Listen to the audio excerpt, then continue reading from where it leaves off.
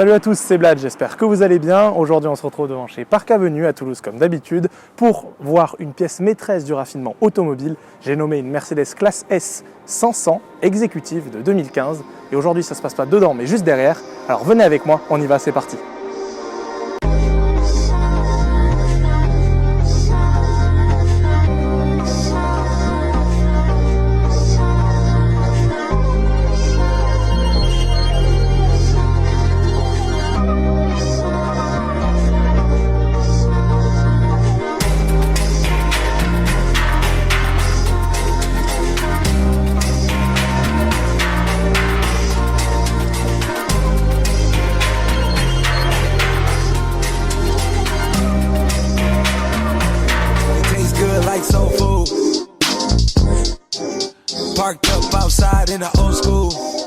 Le voici donc, le temple de l'élégance, une classe S500 W222 de 2015, ici en version exécutive, une époque où le luxe d'une voiture ne se mesurait pas à la taille des écrans. Voici donc une phase 1 en version exécutive, le niveau juste en dessous de la mébarre. On va donc s'attarder sur les petits détails de cette classe S, venez avec moi. À l'avant, la calandre est hyper imposante et revêt le plus de chrome possible. C'est d'ailleurs un thème assez récurrent sur toute la voiture et très cohérent d'ailleurs.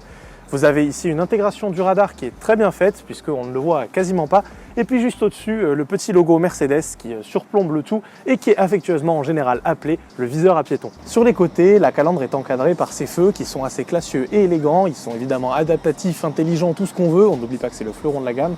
Et puis vous avez cette signature lumineuse qui remonte et qui nous guide légèrement vers le côté. Sur le côté, on reconnaît vraiment bien la patte Mercedes, ici soulignée et accentuée par le nombre de chromes hyper impressionnant autour des vitres, sur les poignées qui contrastent à merveille avec le noir. Si on ajoute tout ça aux lignes hyper tendues, ça crée vraiment une atmosphère simple et raffinée.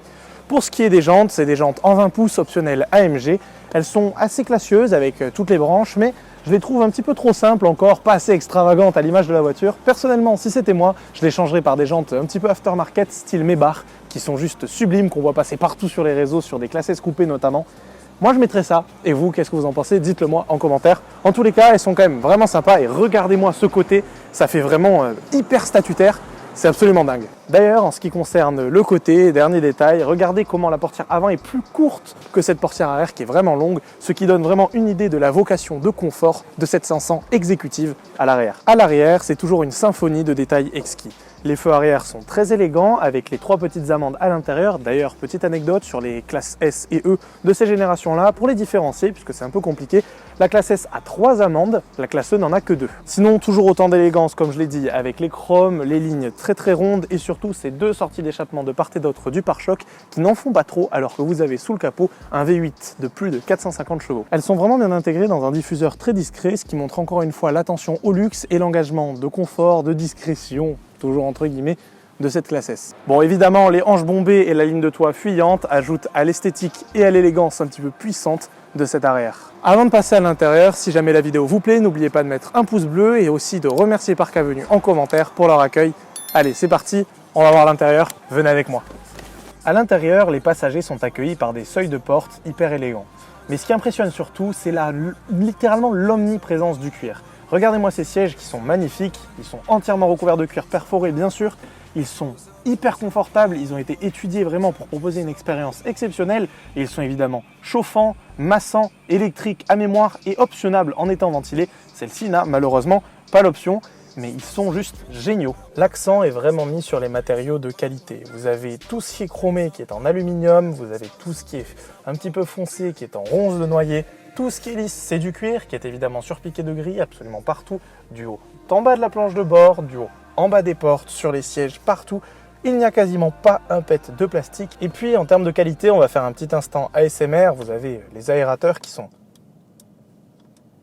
hyper qualitatifs aussi, tout en aluminium évidemment. Les boutons, c'est la même chose, avec cet écran dont on va reparler après, qui est commandé par une molette puisqu'il n'est pas tactile, plusieurs boutons, etc.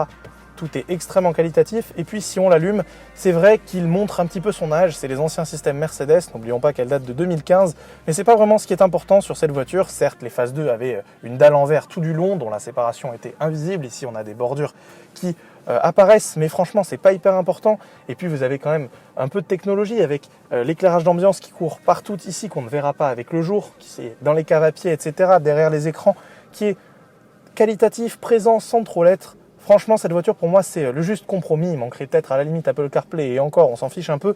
Franchement, c'est le bon compromis puisque vous êtes dans un luxe qui vous fait oublier l'importance de la technologie qui habille les voitures qui n'ont pas d'autre chose à montrer. Mais l'intérêt d'une classe S ne réside évidemment pas à l'avant, surtout dans une version rallongée exécutive. Déjà, j'en ai pas parlé à l'avant, mais vous avez les 4 portières qui sont équipées du soft close.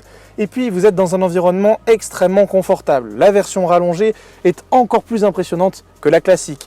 Vous avez un confort de siège qui est inégalé. Ils sont évidemment électriques avec le pack luxe à l'arrière. Ils sont également chauffants, massants et ventilés. Vous pouvez tout déplacer, tout régler, etc. Incliner votre siège pour être à votre guise. Vous avez également la capacité de régler complètement l'obscurité à l'intérieur de la voiture. Est-ce que vous voulez plus d'ombre? C'est votre choix. Vous pouvez vous mettre littéralement dans un cocon. Vous pouvez piloter absolument tout partout. Et vous avez une place ici. Les dossiers sont creusés.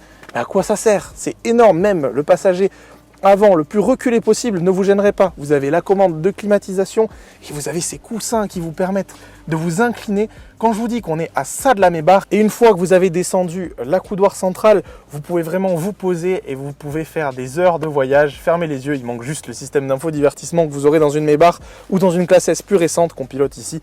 Mais franchement, c'est tout quoi. On est hyper bien. C'est vraiment royal. Pour chaque trajet, ça doit être un espace de détente ultime. Tellement d'espace qu'il faudrait être à Shaquille O'Neal pour plus avoir de place ici. Et puis une liste d'équipements tellement longue que je pense que la vidéo durerait toute la journée si on devait tous les énoncer. Mais voilà, j'en ai déjà parlé à l'avant, ce système Audio Burmester 24 haut-parleurs qui vous envoie du son absolument divin. On a l'impression d'être dans une salle de concert. Et c'est une voiture qui est tellement bien insonorisée, on en parlera un petit peu après, on ira faire ronronner le V8 2-3 fois pour vous montrer que je pense qu'ils ont mis 11 silencieux les uns derrière les autres pour que la voiture soit la plus silencieuse, la plus calme, la plus souple possible pour avoir une expérience digne d'un hôtel 12 000 étoiles. Et enfin, la dernière option qui tue, si on maintient ce bouton, ça prend un petit peu de temps, mais regardez ce qui se passe. Mon siège s'incline totalement, hop, j'ai le dossier qui descend, là-bas ça avance, vous pouvez le voir ici. Il se soulève, il va baisser l'appui-tête, etc. Enfin, c'est absolument dingue. Toujours en maintenant le bouton, il y a le repose-pied qui se déploie. Et là, je pose mes petites chaussures et je suis totalement incliné. Je déploie l'accoudoir central, hop, qui descend évidemment tout seul. Et là, c'est parti.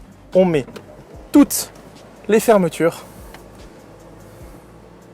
Et nous voici prêts à faire 8 heures de voyage totalement incliné et peut-être même, pourquoi pas, en activant la ventilation et le chauffage en même temps. Sur le plan technique, cette S500 exécutive est tractée et propulsée avec le système 4MATIC par ce V8 4,7 litres biturbo d'un peu plus de 450 chevaux. Il est associé à une transmission à 7 rapports de l'embrayage, la 7G Tronic, et puis vous allez voir que le but de cette classe S, c'est pas vraiment de vous emmener dans un vacarme assourdissant, puisque ce V8 a été rendu muet par, je pense, une quinzaine de silencieux, c'est pas possible autrement. Écoutez-moi ça, pourtant on est en mode sport. Il ne se passe littéralement, mais rien du tout. Écoutez. Tout vient de devant, pas de bruit derrière. On est quand même en sport, quoi. Écoutez. Rien du tout. C'est pas du tout l'objectif de cette classe S, le but c'est de vous emmener dans un silence et dans un confort le plus total. Dans ce panache de fumée, je peux quand même vous dire que c'est le compromis parfait entre luxe, souplesse et performance, puisqu'elle vous emmènera en 0 à 100 km/h en moins de 5 secondes, 4,8 exactement, et à largement plus de 250 km/h en pointe, de quoi bombarder sur la voie de gauche, appel de phare clignotant, évidemment sur l'autobahn. Et voilà, cette présentation touche à sa fin pour moi. Si cette voiture a piqué votre intérêt, vous savez, vous avez toutes les informations dans la description. Elle est disponible chez Parc Avenue pour moins de 45 000 €. Et oui, elle ne fait pas son âge, elle ne fait pas son kilométrage, elle a plus de 160 000 km au compteur. C'est une voiture extrêmement solide mécaniquement qui saura vous faire rêver. Vous avez toutes les informations en description. Je vous rappelle juste que c'est une voiture qui neuve vaut minimum 130 000 €. Et si jamais vous avez une voiture comme celle-ci qui a plus de la moitié du configurateur sélectionné, vous montrez bien plus haut. Merci beaucoup d'avoir suivi cette vidéo jusqu'à la fin. Si jamais elle vous a plu, vous connaissez la chanson, mettez un pouce bleu, un commentaire, partagez, abonnez-vous. Merci aussi à Parc Avenue, vous pouvez les remercier dans les commentaires. Vous pouvez aussi remercier mon caméraman, nouveau aujourd'hui. Vous verrez, vous jugerez si jamais il a fait du bon travail. En attendant, je vous remercie beaucoup et je vous dis à la prochaine pour d'autres vidéos. Allez, ciao!